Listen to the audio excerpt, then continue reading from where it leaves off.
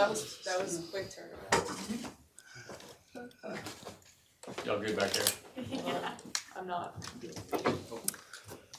I've become grateful today.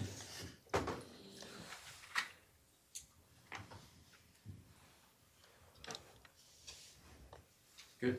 All right, cease. So I know it's only been one game, so why would you feel more comfortable going on the road this time than maybe Purdue? Well, I think we've had a road game. We obviously got our eyes opened really good to some things we needed to work on, and that's the continuing theme: is how can we continue to get better and erase some of the bad habits that we've created. And so I think we have more intentionality heading into this road trip than the one we had against Purdue. And I guess you always pick certain tournaments for certain reasons, so why this tournament?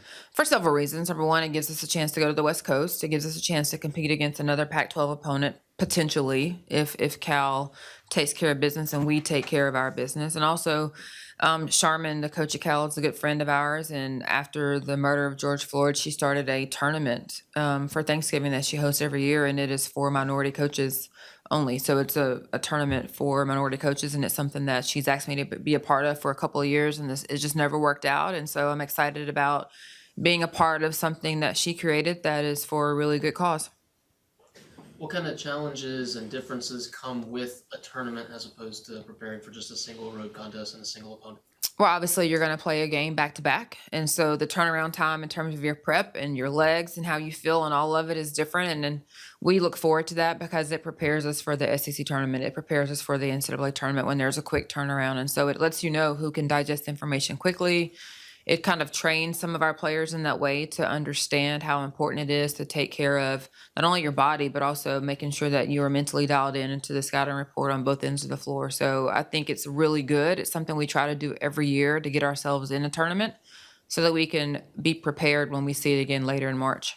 So how many lessons and takeaways from last year's run through the SEC tournament can be applied and will be applied this week? Well, I think it's great for obviously the run that we had, knowing how to eat well, go to sleep, wake up, be locked in, because that second day you don't really have a practice. There's a walkthrough or a shoot around and then you play a game. And so I think a lot of our returners got a ton of prep doing that last year, so they have a better feel for what that's going to look like. Anything, I know you mentioned realize some lessons that you guys needed to learn from the Purdue game. Anything among those that you think the team maybe felt like we have a pretty good handle on this, that kind of was like, maybe, take a second look, maybe we do have to reevaluate? Oh, I think how long do we have? I think a lot of things. One, first and foremost, just the sense of urgency. A sense of urgency to do everything at an elite level all the time, and you cannot take plays off.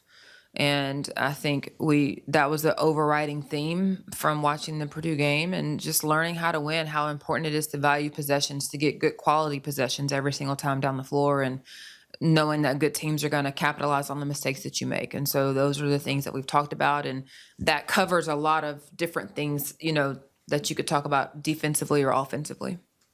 What kind of momentum do you feel like last night's win gives you just headed out west? Well, I think we had some good continuity last night. We were able to flow into a lot of things offensively. It gave some of our young players a chance. Soleil was able to get some, extended playing time. And so it was really good for us. We're going to continue that today in practice before we leave tomorrow, just to continue to work on us and ways that we can continue to be sharper and be better. And what do you want to see from your players in these next two games? Lock in, focus, a devil in the details of all the things we've asked them to do, and making sure that across the board we're doing that in all areas. You guys, with basketball being a winter sport, you obviously travel over the holidays. I know you guys have done like service things over holidays.